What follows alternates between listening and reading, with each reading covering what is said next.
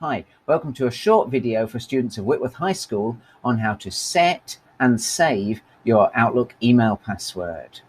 Now, it can sometimes be a bit tricky setting your Outlook email password because there are some quite complicated requirements for it. And I know that's a bit of a nuisance, but it is important because it stops either your friends getting into your account, sending emails as you to your teachers or something, and it stops people from the other side of the world getting into your account and using it for sending spam or hacking.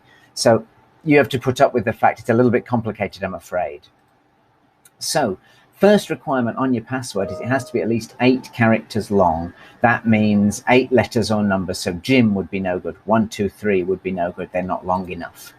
Then it has to contain several things. It has to contain one or more of each of the following: capital letters and small case letters and numbers. Okay, and you can put punctuation in too if you like for extra security. There are also some things it can't contain. The first one is your username. My name's Ben Clayton, so Ben Cla wouldn't be allowed in my password, for example.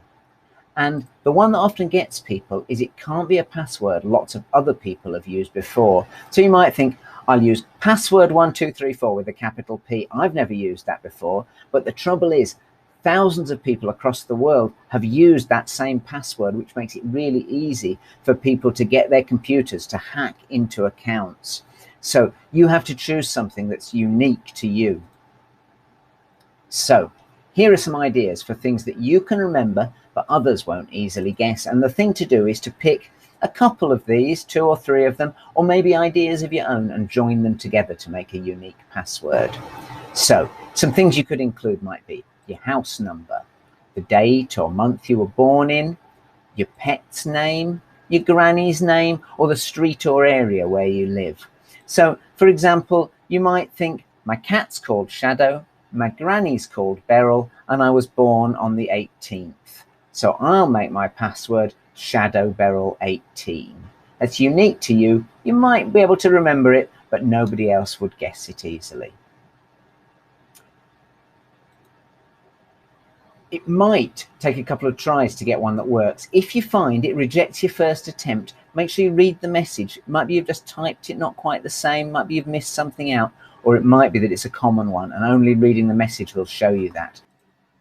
I'm going to start a new tab here and go home, and in that we're going to click on our email, and we're going to sign in as tespup18, that's my test account, at whitworth.lancs.sch.uk. And click next. Then I'm going to put in the temporary password that I've been sent by the IT people.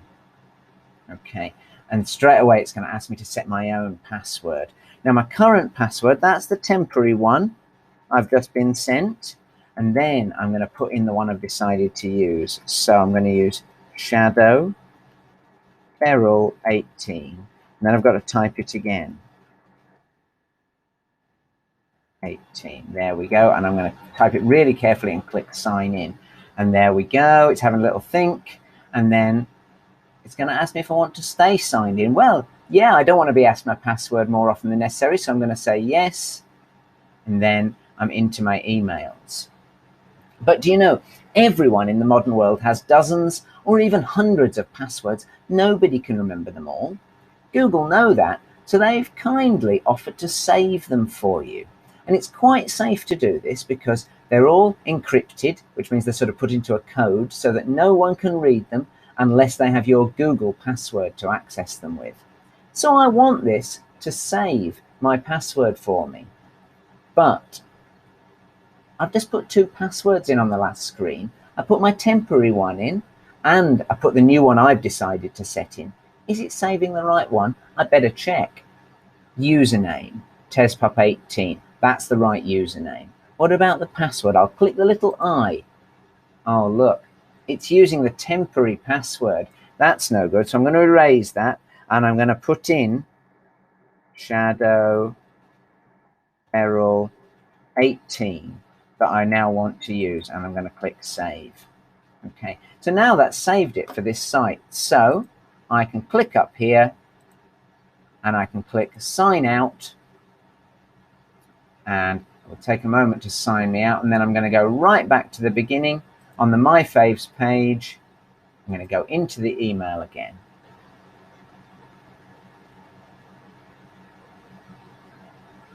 Here we go. Now, because it's saved it, look, it's got my username there ready to go.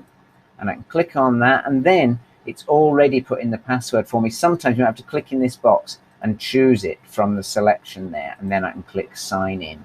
And magically now I'm signed straight in without having to remember my password, because Google's remembering it for me. And this works for other passwords too, like EduLink and EduCake and all those other things. You can store them all this way. But suppose later in the day you think, I want to put this on my phone too. I can't remember what password I set. Is there any way of finding out? Well, it turns out there is. If you start a new tab and you Google for Google Password Manager, then you get this link to Google Password Manager that you can click on. Or to get into another way, you can just do passwords.google.com straight in the top address bar. And look, here is a list, because I'm logged in, of the passwords that it's saved for me. And here, Microsoft Online, that is my email password. I've clicked through to have a look at it, and it won't show it to me until I put in my Google password. But once I've entered that in and clicked through, here it is, the details, TesPop18, and if I click the little I can see what password it has saved for me. And because this is saved in Google, you can get to it anywhere you're signed in with your school account. So you can get to it at school or at home or even on your phone. Now, if it doesn't ask you to save your password, that's probably because at some point you've said either don't save them for me at all or don't save them for this website. If you need to fix that, go into Google Password Manager like I showed you, click this cogwheel in the top right, and this control here, offer to save passwords, is where you can turn it on or off altogether. Make sure that's on. And here you get a list of any site you've told it not to save for. So I've told it not to save it for EduLink 1. Well, I've changed my mind now. So if I just click the X, it knocks that off the list. And the next time I go in to EduLink 1, it will offer to save my password. So hopefully this video has helped you to be able to set and save your Outlook password. Hopefully that'll mean it remembers it for you next time, so you don't have to. And remember, if you do get stuck, you can always go back and watch the video again.